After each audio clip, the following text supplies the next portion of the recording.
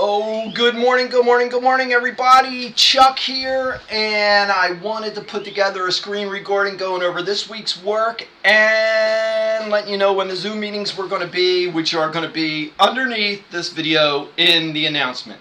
All right? So, anyway, beautiful day here, right? Isn't it? I hope you guys are enjoying it, and it had a great weekend, first of all. Sunday, I was in my yard working on my gardens all weekend, all Sunday. So, anyway, that's always a great way to spend a Sunday. I hope you guys are dealing with the heat good. I do not deal with the heat well. From New Jersey, I can't stand the heat. I can't stand the humidity. I know it's necessary, I guess, but anyway, hey, there's always air conditioning, which I do not have unless I'm in my car. And I'm just grinding on here about whatever. But today's another beautiful day, and I'm excited about drawing. So listen, drawing, right? You guys did a great job last week getting involved. I loved it. I'm seriously loved it. I love it when you guys step forward and start getting involved right away. Let's keep this class fun, all right?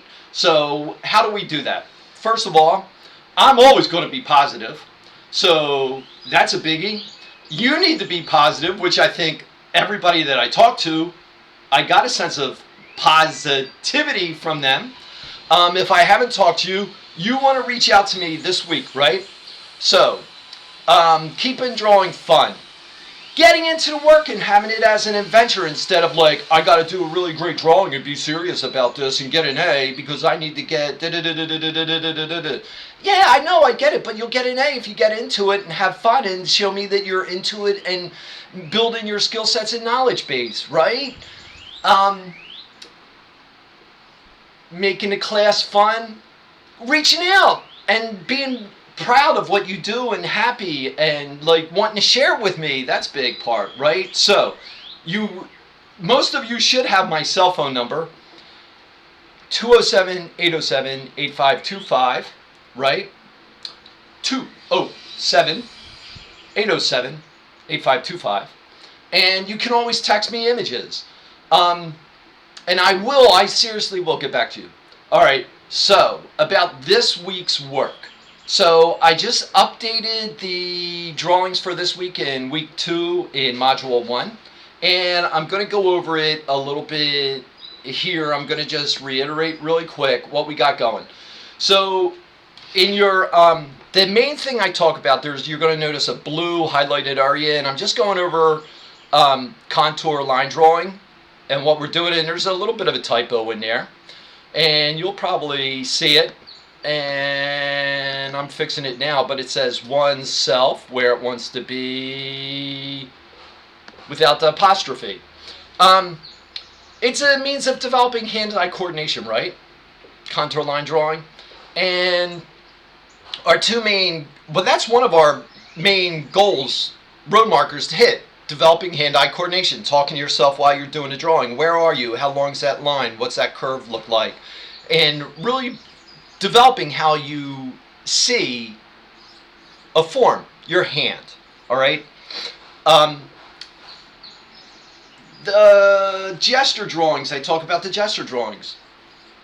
And it's immediate, right? I really want to stress that. It's immediate. So the drawing should not last longer than 3 minutes. In fact, they should last 2 minutes at the most or less. But let's go 2 to 3 minutes so you can get into it. Keep this gestural quality going. Don't settle down and work on finite detail. That's not what it's about.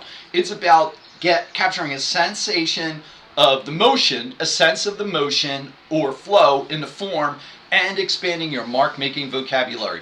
That's what gesture drawing's about. Now, let's start with gesture drawing.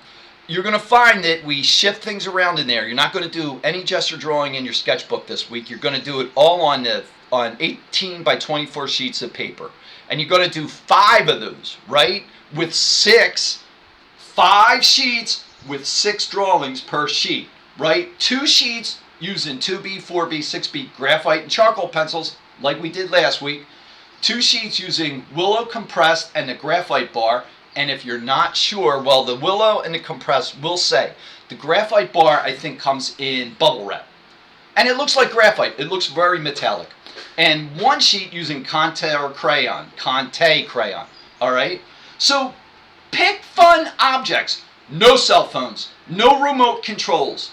Oh, no outlets on the wall. Come on, guys. Glasses, vases, even boxes, a stack of books, simple chairs, right? Let's think fun with this, and let's move outside so that we practice circular shapes, oval shapes, rectangular shapes, even flowing shapes like a vase that does S's on both sides. All right? So when you get those done, you can as you're working through them in process, as you're working through them, you can text me that, okay? When you get them done and you feel like you're good and you are ready to put up drawings on the discussion board, you can do that.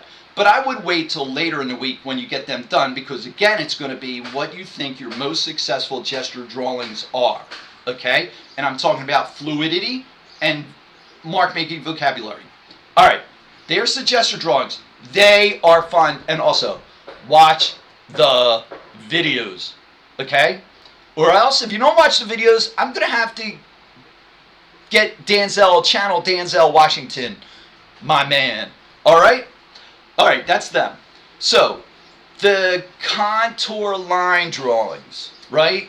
The two big ones. You have this module to work on them, right? I'm looking for 2 to 3 hours per drawing, okay? And those drawings are about pockets of information. There's a pocket of information, open space, another pocket of information. You settle down because you've got like a plant, a table, and a chair in a corner of a room where there's a pretty much blank wall and then a window over here and maybe some curtains, right? So you settle down into that chair, table, plant, and that's where you build your information. Then you draw a line across going like baseboard, baseboard. Oh, there's a little bit of something else happening in here. Window shades up into outside window, and that pocket of information, right? If you're doing the corner of your room, same thing. Like, where do you want to leave the information open, and where do you want to have a pocket of information? So you are designing the rectangle, okay? And that is really important thing to think about. Because in all of your drawings, even the study sheets, 18 by 24 study sheets with 6 gesture drawings on it, one way to design that rectangle is to divide the sheet up into 6 squares and do your gesture drawings inside there. That's one way of doing it. I would not suggest doing it that way the whole time. I would suggest you do it that way a couple times. You got 5 drawings, right? Then in the other 3, you go like, okay, I get that idea. Now I'm going to wing it. I'm going to draw this one big, I'm going to draw this one small, I'm going to draw this one here. You're still designing the page. So if you go 3 big ones and then you realize, oh my God, I got a little space left, that needs to be thought of sooner. So you go and deal with that and you go, okay, 3 small ones. What have you done? You've just designed that page and you created space. Big ones come closer, smaller things fall away. You're learning more, you're building your knowledge base, okay? So there, that idea of designing the page applies to everything. We're just bringing it up to the forefront and saying, okay, let's see what happens without thinking about it. All right? So you got the 5 gesture drawings on the 18 by 24. You've got the 2 large ones, 2 to 3 hours, right? Pockets of information, open space. Then you will also have 5 more hand drawings in your sketchbook. Design the page. If you're following your wrist down and you bring it up short of the bottom of the page, why not have it coming up from the bottom of the page? Look, this could be your drawing right here. All right, let's get my hand doing something interesting. All right, right there. There's the bottom of the page right there at the bottom of the screen. There's my hand coming up. Look at how that sits in the rectangle. What happens if it comes from the top of the page? Right? Like up in here. What happens if you go like, you go hands coming in, or hand coming in, hand coming in, or hand coming in, hand coming in, right from the side. See what happens in there, guys. Have some fun with that page. This is your thing to create. It doesn't have to be a certain way. It has to be how just follow, like get into it. And I'm sorry, I'm getting excited about this. Just get into it and have fun with designing that page and see what happens. That's another way of building your knowledge base. All right. So this is going up on the message board, or it's up on the message board underneath this video. Should be the Zoom check-in. So Monday, I'm going to take today to go through all the discussion boards in painting and drawing. So if you need to Zoom me, you can text me and say, Chuck, I want to touch base. There might be, I know there's one new person to this class, two new people to this class maybe. So you guys would be the first to reach out to me, just so we can go over the first week, come up with a strategy to get the work done, everything in, all right? Later this week, since we have 3 weeks, there's 2 new things that's going to happen. Tomorrow, I am going to introduce the negative shape drawing, okay, in another video that goes in the announcement, all right? And then I'll drop that video also into module 1, week 3, all right? So, or week 2. Negative shape, all right? We'll go over that. And what was the other thing? I lost my train of thought. There's that. And oh, a new discussion board post. That'll be due Wednesday. And it's going to be on the 2 large interior or exterior contour line drawings, the ones with pockets of information and open space. So that discussion board's going to be, this is your drawing in progress, right? Progress.